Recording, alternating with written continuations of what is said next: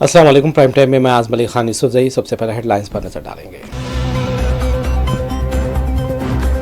दिल्ली में तहस से पहले बीजेपी पर आम आदमी के अरकान असम्बली को खरीदने का इल्जाम। संजय सिंह ने कहा, बीजेपी आम आदमी पार्टी के अरकान को तोड़ना चाहती है।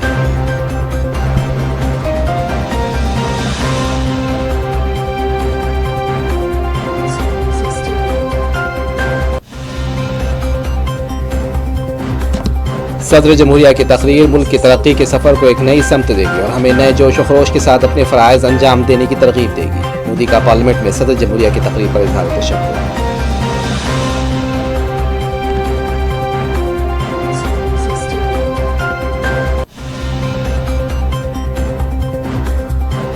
हिंदुस्तानी शहरियों को कैदी वैन में उनके ही सरजमीन पर लाया गया। मोदी और ट्रंप के रिश्ते पर तंज। संजय सिंह की राज्यसभा में मोदी पर तनकीद।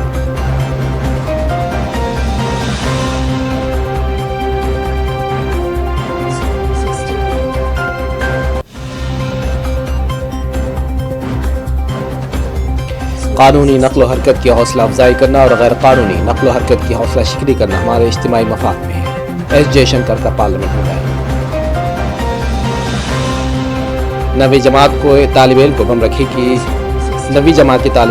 रखने की झूठी इत्तला पर गिरफ्तार कर लिया गया।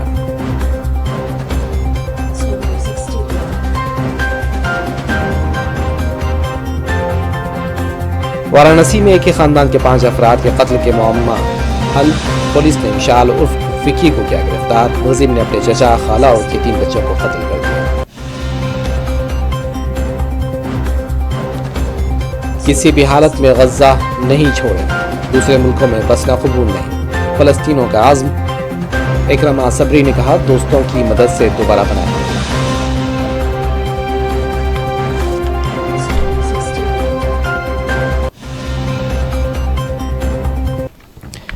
हिंदुस्तानी शहरियों को कैदी वैन में उन्हीं की सरजमीन पर लाया गया। मोदी और ट्रंप के रिश्ते पर तंज। संजय सिंह की राज्यसभा में मोदी पर यह तनकीद थी।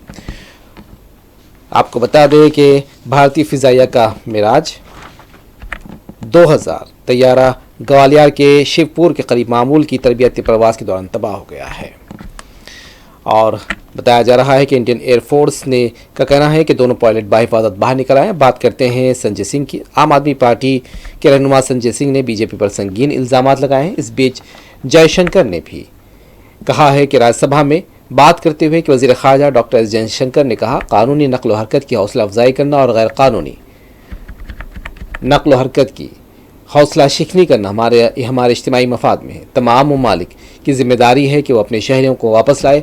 अगर वो गैर कानूनी तौर पर बैरूनी मुल्क मुकीम है, मुल्क बदरी का अमल नया नहीं है। डॉक्टर जयशंकर ने मुल्क बदर किए गए हिंदुस्तानी शहरियों के मामले पर अपना बयान देते हुए इस अमल को मामूल के मुताबिक करार दिया और तमाम ममालिक को अपनी जिम्मेदारी निभाने का मशवरा दिया है।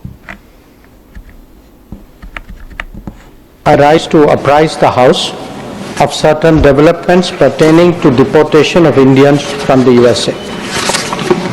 Honorable members are aware that people-to-people exchanges constitute the bedrock of our deepening ties with the United States. Indeed, more than any other relationship, mobility and migration has had a key role to play in enhancing its quality.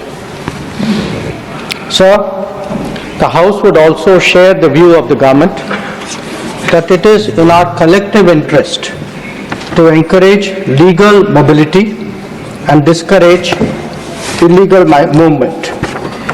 In fact, illegal mobility and migration has many other associated activities also of an illegal nature. Moreover, भारतीय फिजाइया का मिराज 2000 तैयारा ग्वालियर के शिवपुरी के करीब मामूल की तरबियती प्रवास के दौरान गिरकर तबाह हो गया है। इंडियन एयरफोर्स का कहना है कि दोनों पायलट बाहिफाजत बाहर निकल आए हैं।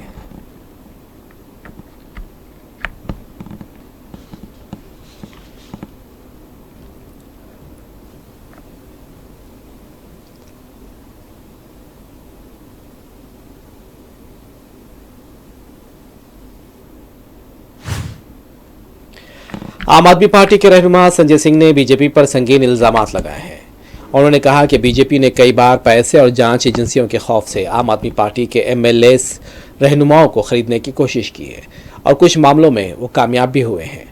संजय सिंह ने इल्ज़ाम लगाया कि बीजेपी ने इस तरह की साजिशों के जरिए उनके एमएलएस और एमपीज़ को तोड़ने और उनकी वफादारी को मुतासिर करने की कोशिश की।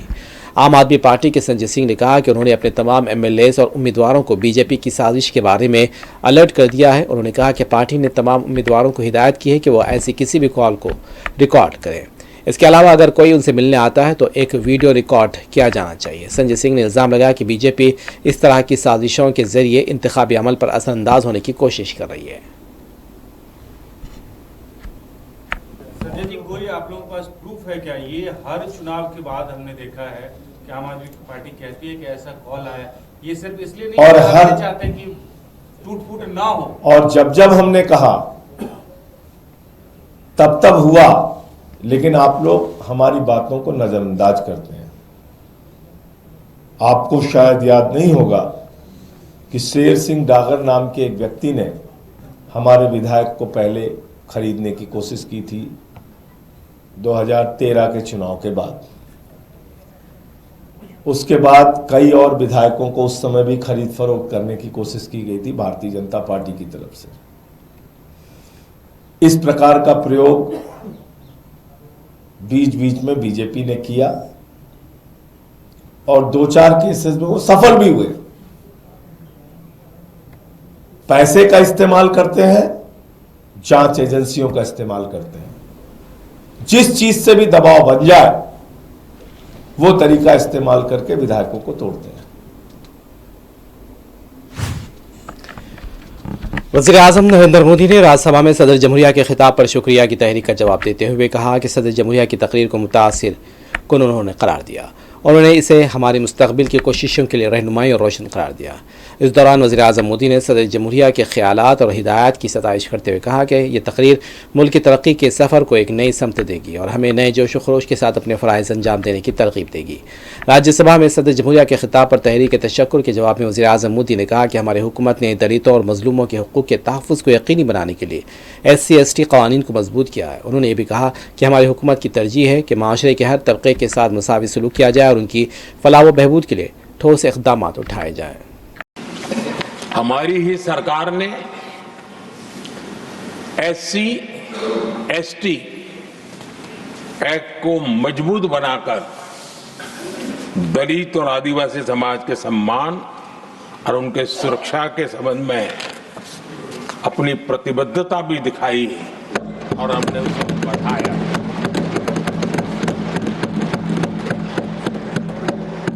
आदरणीय सभापति जी,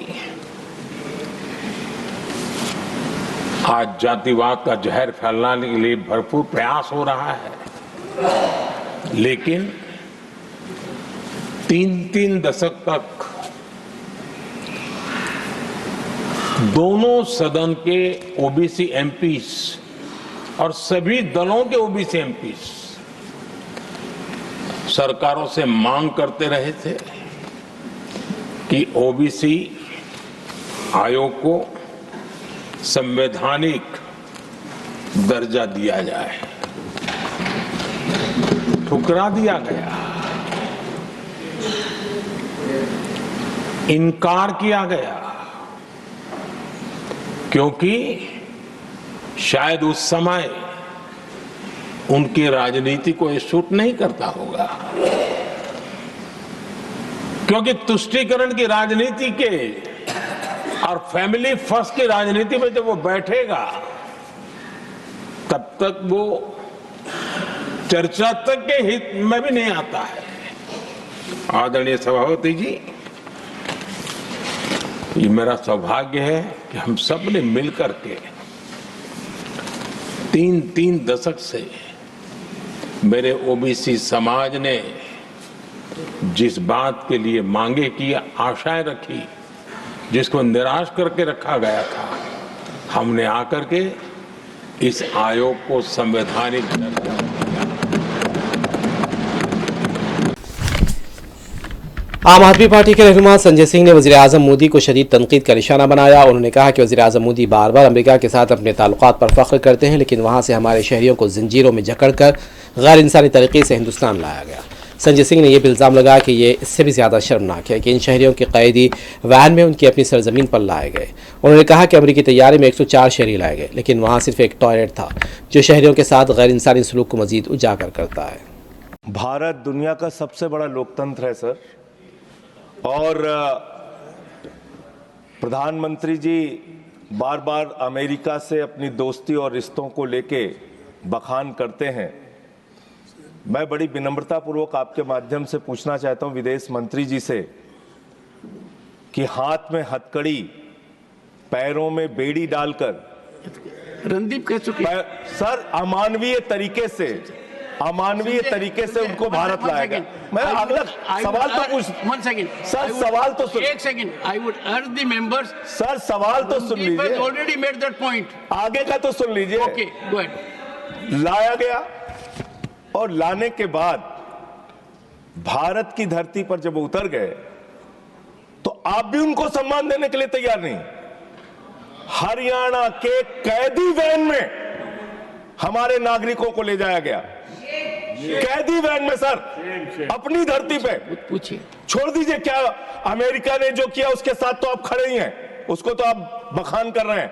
हमारी धरती पे उनके साथ कैदी वैन में उनको लाया गया। छोटा सा जो हमारे और भी लोगों ने पूछा, छोटे छोटे देश अपना जहाज भेज के अपने नागरिकों को अपने अपने देश में ला रहे हैं। क्या भारत के सरकार की आगे योजना है कि आप अपना जहाज भेजेंगे? आप ऑपरेशन गंगा का जिक्र करते हैं यूक्रेन में, आप कोई ऐसी योजना बना रहे हैं अपने नागरिकों को लाने के लिए? अंतिम सवाल सर 33 इसमें गुजरात के लोग थे, हरियाणा के लोग थे, पंजाब के लोग थे, यूपी के लोग थे। आपसे मैं पूछना चाहता हूं, आपकी धरती पर अमेरिका के सेना का जहाज आ गया और आपको पता तक नहीं चला, आपने जानने की कोशिश तक नहीं की,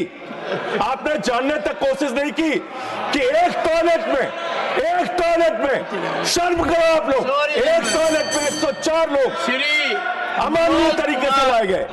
एक टॉयलेट के इंतजाम में 104 लोग देखिए अमेरिका से हिंदुस्तान लाए गए।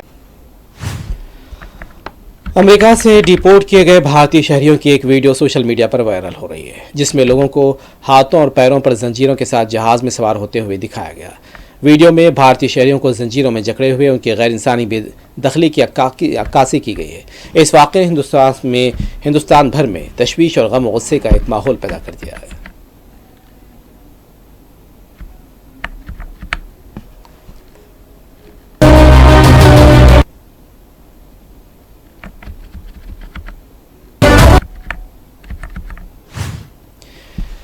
प्रियंका गांधी ने कहा कि भारतीय शहरियों को हथकड़ियां और जंजीरों में जकड़ दिया गया, वज़ीर आज़म मोदी को जवाब देना चाहिए।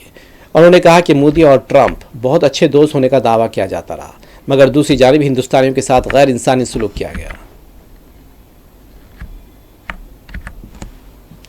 बहुत बात की गई कि मोदी जी ट्रंप जी बहुत अच्छे मित्र हैं, और मोदी जी ने ऐसे क्यों होने दिया? क्या हम अपना जहाज नहीं भेज सकते थे उनको लेने के लिए? इस तरह से क्या इंसानों के साथ बर्ताव किया जाता है कि उनको हथकड़ियां पहना के, बेड़ियां पहना के भेजा यहाँ पे? क्या विदेश मंत्री को जवाब देना चाहिए? विदेश मंत्री उनको जवाब देना चाहिए, प्रधानमंत्री जी को जवाब देना चाहिए। ये कोई तरीका है क्या?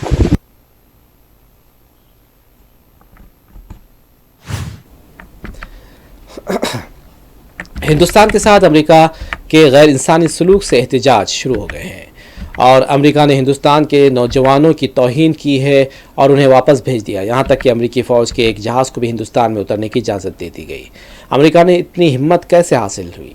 उन्होंने कहा कि एक तरफ कोलंबिया है जिसने अपने नौजवानों को इज्जत के साथ वापस लाने के लिए अपना जहाज़ भेजा था, लेकिन नरेंद्र मोदी डरे हुए थे, उनमें ट्रंप का मुकाबला करने की हिम्मत नहीं थी। ये नरेंद्र मोदी की जिम्मेदारी थी कि वो नौजवानों को एहतराम के साथ मुल्क वापस लाते।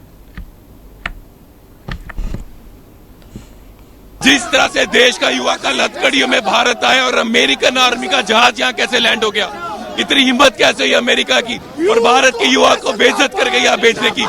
एक तरफ कोलंबिया का प्रेसिडेंट है जो आंखों में आंखें डाल के अमेरिका को बोल रहा है तुम हिम्मत नहीं तुम्हारी, तुम आर्मी का जहाज कोलंबिया में डालो, अपना जहाज भेजकर युवा को बाइज्जत लाए।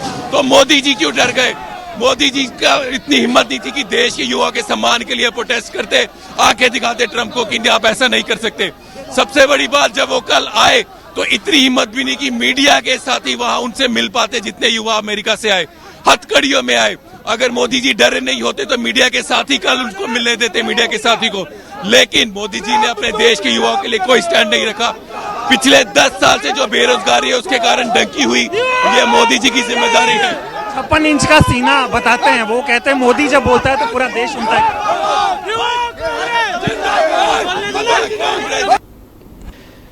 बीजेपी रुकन असेंबली नंदकिशोर गुर्जर ने आज उत्तर प्रदेश के गाजियाबाद में सब्जियां बेचने के लिए बैठ गए। उन्होंने इल्जाम लगाया कि पुलिस सब्जी फरोशों को हरासा कर रही है और उनसे गैर कानूनी तौर पर पैसे वसूल किए जा रहे हैं। इस कार्रवाई के खिलाफ एहतजाज करते हुए एमएलए ने खुद सब्जियां बेचकर अफसरों को मुतनब्बे किया। उन्होंने कहा कि ये कार्रवाई गरीब सब्जी फरोशों के खिलाफ है जो अपनी रोजी रोटी के लिए सख्त मेहनत कर रहे हैं।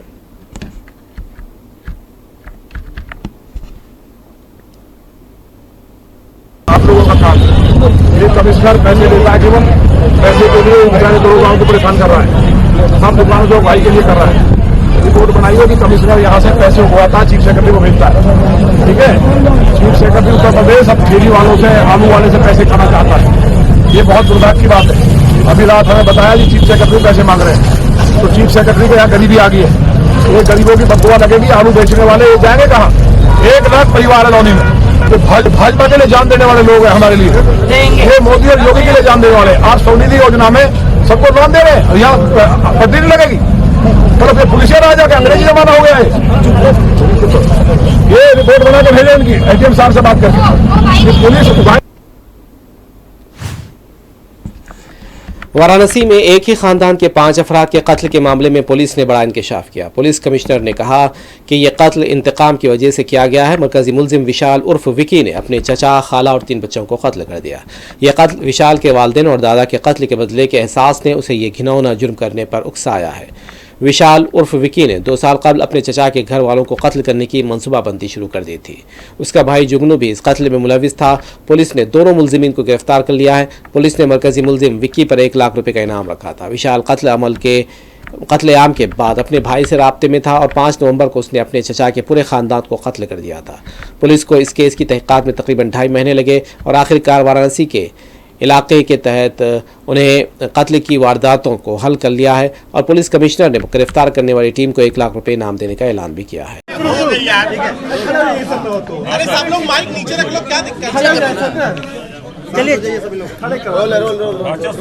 सामूहिक हत्याकांड में क्या कुछ खुलासा? देखिए, ये 4/5 नवंबर 2024 की रात्रि में भेलपुर थाना क्षेत्र के अंतर्गत 5 व्यक्तियों की सामूहिक हत्या हुई थी, जिसमें पति पत्नी और उनके 3 बच्चे, इनकी हत्या की गई थी। इसी से संबंधित अभियुक्त को आज गिरफ्तार किया गया है। जो अभियुक्त है उसका नाम विशाल गुप्ता उर्फ विक्की है और उसका भाई जो उसमें इस हत्याकांड में सहयोगी रहा, उसका नाम प्रशांत उर्फ जुगनू, उसको भी गिरफ्तार किया गया है। पूछताछ के दौरान ये सामने आया है कि जो अभियुक्त विक्की के माता पिता की हत्या आज से करीब 25 वर्ष पूर्व 1997 में इसके चाचा ने की थी और उसके दादा की भी हत्या कर दी थी और सारी प्रॉपर्टी को उसने हड़प लिया था। इसके बाद ये बच्चे अनाथ हो गए थे और इन बच्चों को इसका चाचा फिजिकली और मेंटली हैरेस करता था, उनको मारता पीटता था, कमरों में अक्सर कई दिन के लिए बंद कर देता था। इसीलिए इन चीज़ों से क्षुब्ध होकर के इन लोगों ने लगभग 2 वर्ष पूर्व इसके मर्डर करने की और इसके परिवार का मर्डर करने के लिए की योजना बनाई थी। मुख्य रूप से ये अपने माता पिता की हत्या का बदला लेना चाहते थे। इसके लिए इन्होंने बिहार से जाकर के 2 पिस्टल खरीदी, उसके बाद इन 5 लोगों की हत्या कर दी। हत्या करने के उपरांत ये व्यक्ति अलग अलग शहरों में, मुंबई, कलकत्ता, पटना में जगह जगह पर ये रहता रहा। इस दौरान इसने कभी भी मोबाइल फ़ोन का यूज नहीं किया। ये केवल ईमेल के माध्यम से अपने भाई के संपर्क में था। पुलिस इसके लगातार इसको पकड़ने का प्रयास कर रही थी। आज जब ये अपने भाई से पैसा लेने के लिए बनारस आया तो पुलिस को इसकी सूचना प्राप्त हुई और पुलिस ने इसको गिरफ्तार कर लिया। सर आपने बताया इंस्टाग्राम से ये लगातार कर रहा था, इंस्टाग्राम के द्वारा ही कर रहा था। इसने 2 फेक आईडी बनाई थी, 2 मेल आईडी थी। मेल आईडी से भी ये संपर्क में था और इंस्टाग्राम के माध्यम से भी केवल अपने भाई के मरकजी वज़ीर दाखिला और ताउन यानी कि मरकजी वज़ीर दाखिला अमित शाह ने कहा है कि आज ये उनके लिए खुशकिस्मती की बात है कि इस प्रोग्राम के मुंतज़मीन ने उनसे मुलाकात की और दरख्वास्त की कि वो आचार्य विद्यासागर की समाधि की पहली बरसी के मौके पर 100 रुपये का यादगारी सिक्का और 5 रुपये का लिफाफा जारी करे। अमित शाह ने कहा कि जब उन्होंने ये दरख्वास्त वज़ीर आज़म नरेंद्र मोदी के सामने रखी तो मोदी जी ने फ़ौरन कहा हाँ में जवाब दिया, आप आगे बढ़ें और मंजूरी ले लें।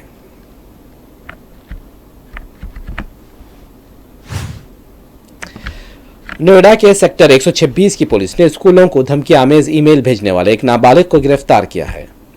यह तालिब इल्म 9वीं जमात का तालिब इल्म था और उसने 4 स्कूलों को बम से उड़ाने की धमकियां भेजी थीं। पुलिस ने उसे गिरफ्तार करके मजीद तफ्तीश शुरू कर दी है।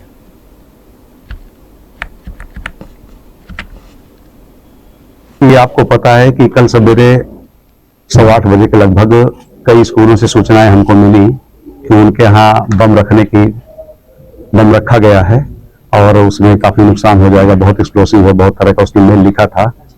इस बारे में सभी स्कूलों की जो मेल है उसको फिर ट्रैकिंग पे लगाया गया था। तो हमारी जो साइबर और सर्विलांस की टीम है उसने ट्रैक किया तो हेरिटेज स्कूल, जो 4 स्कूल थे उनमें एक हेरिटेज स्कूल भी था। स्टेप बाय स्टेप ज्ञानश्री, मयूर और हेरिटेज स्कूल से सूचनाएं आई थी। इसमें जो बच्चा था वो हेरिटेज स्कूल का था और 9th का पढ़ने वाला था, सरिता विहार में रहता है। तो उसने ये मेल डाली थी। जब उसको पकड़ के उसे पूछताछ की गई तो उसने कहा था कि मेरा आज स्कूल जाने का मन नहीं था तो मैंने इसलिए मेल डाल दी थी। कि अकेले अपने स्कूल में क्यों नहीं डाली, उससे ये था कि उसे पकड़े जाने की ज्यादा संभावना होती कि इसी स्कूल का है, इसलिए मैंने 4 स्कूलों को इन्वॉल्व किया है।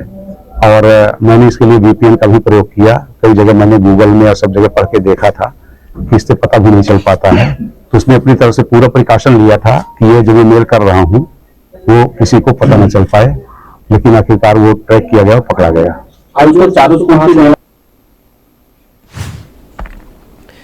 अखिलेश यादव ने कहा कि वज़ीर आज़म ने कहा था कि अगर हम सनतकारों के साथ खड़े होंगे तो एक दिन ये सनतकार हुकूमत और सियासत को अपना नौकर बना लेंगे। उन्होंने कहा कि नई तालीमी पॉलिसी में यूनिवर्सिटीज़ को सनतकारों के हवाले करने की साजिश की जा रही है। प्रधानमंत्रियों को याद किया। आज जब मैं न्यू एजुकेशन पॉलिसी पे आपके विरोध के सामने खड़ा हूं तो मैं उनके प्रधानमंत्री की कही हुई बात जो लोकसभा में उन्होंने कहा था मैं उन्हें याद दिलाना चाहता हूं।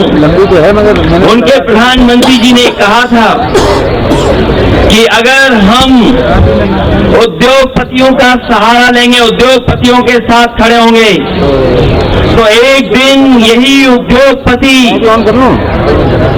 सरकार को और राजनीति को नौकर बना देंगे। उन्होंने प्रधानमंत्री जी अटल बिहारी वाजपेयी जी ने कहा था, if you keep supporting industrialist one day will come then you will become the servant of industrialist. और मुझे लगता है कि जो नई एजुकेशन पॉलिसी आई है ये कहीं न कहीं उद्योगपतियों के सामने और उद्योगपतियों को यूनिवर्सिटी देने की साजिश चल रही है। जो बड़ी बड़ी यूनिवर्सिटियां बनी हैं उनके वाइस चांसलर कैसे अपॉइंट हो, कैसे उनके हाथ में ताकत चली जाए, उसके लिए न्यू एजुकेशन पॉलिसी लेकर के आ रहे हैं और अपॉइंटमेंट भी हो रहे हैं। और प्रदेश की सरकारों को गुलाम बनाने के लिए काम कर रहे हैं। प्रदेश सरकारों का अखिलेश यादव ने भारतीय जनता पार्टी पर उत्तर प्रदेश के मिल्कीपुर ज़िमनी इंतखाबात में इंतखाबी बद इंतज़ामी का इल्ज़ाम आयद करते हुए इल्ज़ाम लगाया है कि पुलिस वोटरों के शनाख्ती कार्डों को धमकाने के लिए चेक कर रही है। अखिलेश यादव ने इलेक्शन कमीशन पर भी तनकीद की और कहा कि वो इस मामले पर कार्रवाई करने में नाकाम रहा। उन्होंने कहा कि ये वो तरीक़ा है जिसमें बीजेपी इलेक्शन लड़ती है। इलेक्शन कमीशन मर चुका है, हमें उन्हें सफ़ेद कपड़ा तोहफे में देना पड़ेगा।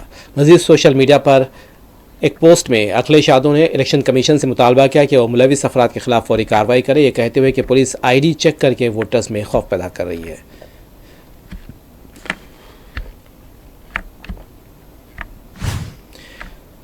यूनानी उमूर खारजा की वज़ीर खारजा का कहना है कि गुज़िश्ता 2 सालों में यूनान और हिंदुस्तान के बाहमी ताल्लुकात में ज़बरदस्त इजाफा हुआ है। हम सयाहत, सकाफत, तिजारत समेत तमाम शोबों में अपने 2 तरफ़ा ताल्लुकात को बुलंद करना चाहते हैं, यानी उसको बढ़ाना चाहते हैं। UNSC के मेंबर होने के नाते हम हिंदुस्तान की आवाज़ को उठाएंगे। हम अक़वाम मुत्तहिदा के अंदर भी हिंदुस्तान की आवाज़ को दोबारा उठाना चाहेंगे।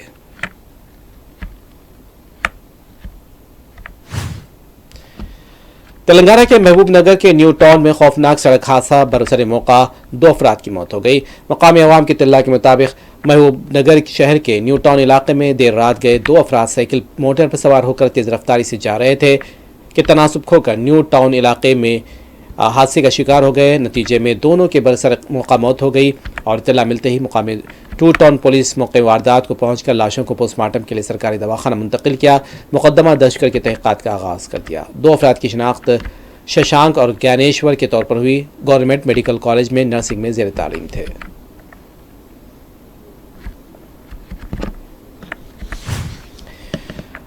फ़लस्तीनियों ने आज़्म किया है कि वो किसी भी हालत में गज़ा को नहीं छोड़ेंगे। एक दिन पहले अमरीकी सदर डोनाल्ड ट्रंप ने एक मंसूबा पेश किया था जिसके मुताबिक अमरीका गज़ा पर कब्ज़ा करेगा और उसे एक खूबसूरत साहिली मुकाम की हैसियत से डेवलप करेगा। इसके लिए गज़ा के फ़लस्तीनियों को दूसरे मुल्कों में बसाया जाएगा, लेकिन फ़लस्तीनियों ने इस मंसूबे को रद्द कर दिया। न सिर्फ फ़लस्तीनी बल्कि मिडिल ईस्ट में अमरीका के दोस्तों ने भी इस मंसूबे को रद्द कर दिया है।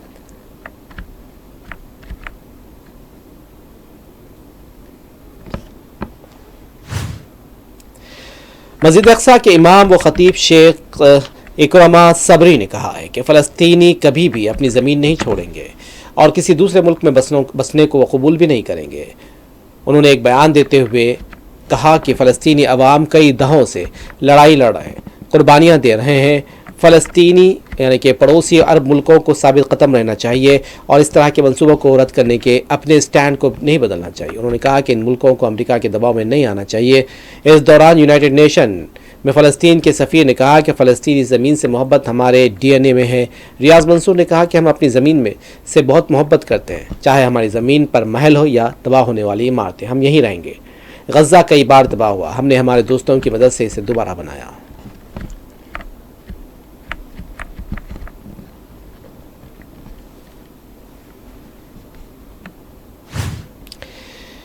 ईरान ने ट्रंप के मंसूबे को रद्द करते हुए कहा कि यह हैरान करने वाला मंसूबा है।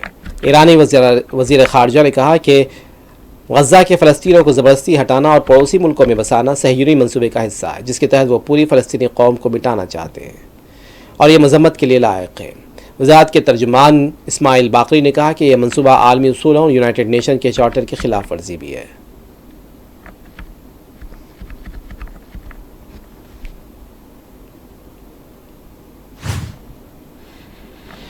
इस दौरान अमेरिका के सेक्रेटरी ऑफ स्टेट ने डोनाल्ड ट्रंप के मंसूबे पर सफाई देते हुए कहा कि गज़ा से फ़लस्तीनियों को हटाने का फ़ैसला आर्जी होगा। व्हाइट हाउस के तर्जुमान ने कहा कि अमेरिका अपने सिपाहियों को गज़ा की ज़मीन पर उतारने की मनसूबाबंदी नहीं कर रहा है। Secretary of state Marco Rubio ने कहा कि जो ग्वाटेमाला के दौरे पर हैं, कहा कि ट्रंप की एक तजवीज़ कोई दुश्मनी पर मबनी नहीं है, ये एक फ़राग़ दिलाना कदम है। इससे ज़ाहिर होता है कि अमेरिका इलाके की दोबारा तामीर में ज़िम्मेदाराना रोल अदा करना चाहता है। उन्होंने कहा कि मंसूबा ये है कि गज़ा के फ़लस्तीनी कुछ वक्त के लिए वहाँ से जाएँ, उसके बाद मलबा साफ़ किया जाए और दोबारा तामीर हो।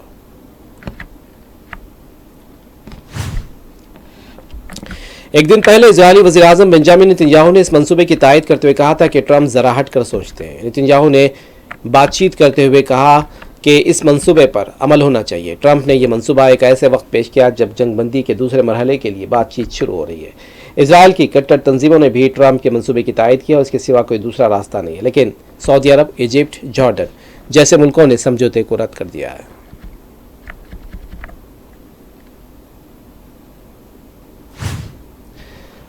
कतर ने कहा कि वह ईरान और अमेरिका के दरमियान मसालतकार का रोल अदा करने को तैयार है। कतर की वज़ारत ख़ारजा के तर्जुमान ने ये बात कही।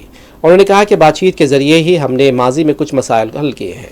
कतर इजराइल और हमास के दरमियान जंगबंदी समझौते के अलावा बाज़ दूसरे मसालहती अमल का भी हिस्सा है। कतर ने यह बात एक ऐसे वक्त कही जब अमेरिका और ईरान के दरमियान तनाव बढ़ने के अंदेशे पैदा हो रहे हैं। खासतौर पर इजरायली वज़ीर आज़म बेंजामिन नेतन्याहू के साथ ट्रंप के इत्तेहाद की वजह से सूरत हाल पेचीदा हो रही है। नेतन्याहू के साथ प्रेस कॉन्फ्रेंस से खिताब करते हुए ट्रंप ने कहा था कि ईरान को न्यूक्लियर हथियार नहीं बनाना चाहिए। नेतन्याहू ने व्हाइट हाउस में मीटिंग से पहले कहा था कि वह ईरान के खतरे के बारे में बातचीत करेंगे। ट्रंप के पहले दौर में उन्होंने ईरान पर ज़्यादा से ज़्यादा दबाव डालने की पॉलिसी पर अमल किया था।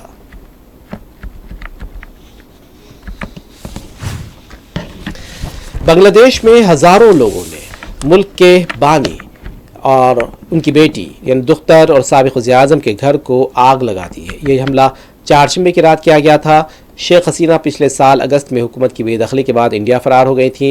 वो इंडिया से अपने हामियों से खिताब करने वाली थी। इस खिताब से पहले शेख हसीना और उनके वालिद मुजीबुर रहमान के घर को गिराया गया है। ये घर ढाका में था जहां मुजीबुर रहमान रहते थे। बाद में इस घर को म्यूजियम में तब्दील कर दिया गया था। एहतजाजियों ने अपनी कार्रवाई का बचाव करते हुए कहा कि यह घर फाशिज्म की अलामत था। एक एहतजाजी लीडर हसनात अब्दुल्ला ने कहा, आज रात बांग्लादेश फाशिज्म के अड्डे से आज़ाद हो जाएगा। और एक लीडर महमूदुर रहमान ने बताया कि वो इसलिए एहतजाज में शामिल हुए हैं क्योंकि फाशिज्म की अलामत को खानना सही है। एक और एहतजाजी मोहम्मद आरिफी ने कहा, इस घर के रहने का कोई जवाज नहीं है।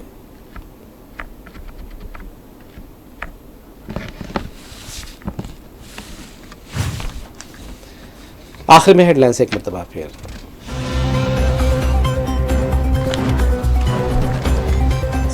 दिल्ली नतायज से पहले बीजेपी पर आम आदमी के अरकान असेंबली को खरीदने का इल्जाम।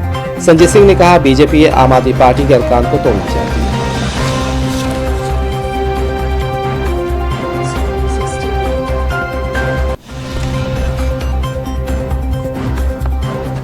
सदर जमहूरिया की तकरीर मुल्क की तरक्की के सफर को एक नई समत देगी और हमें नए जोश व खरोश के साथ फ़राइज़ अंजाम देने की तरगीब देगी। मोदी का पार्लियामेंट में सदर जमहूरिया की तकरीर पर इज़हार तशक्कुर।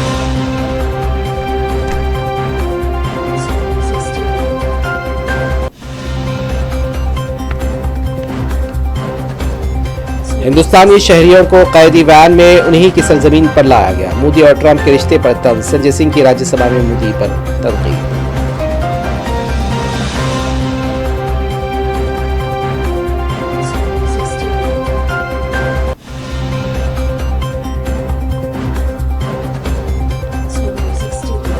कानूनी नक्ल हरकत की हौसला अफजाई करना और गैर कानूनी नक्ल हरकत की हौसला शिकनी करना हमारे इज्तिमाई मफाद में।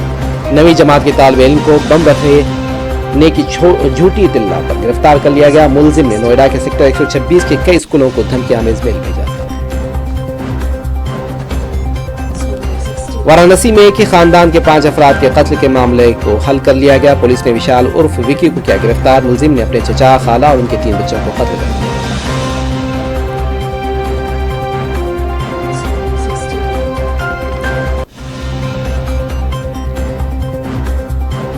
किसी भी हालत में गजा को नहीं छोड़ेंगे, दूसरे मुल्कों में बसना कबूल नहीं, फलस्तीनियों का आज़्म।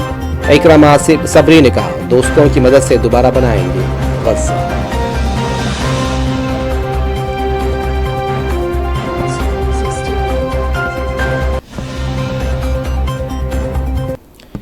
प्राइम टाइम में बस इतना ही। आज़म अली खान यूसुफ ज़ई को दें इजाज़त। खुदा हाफिज़।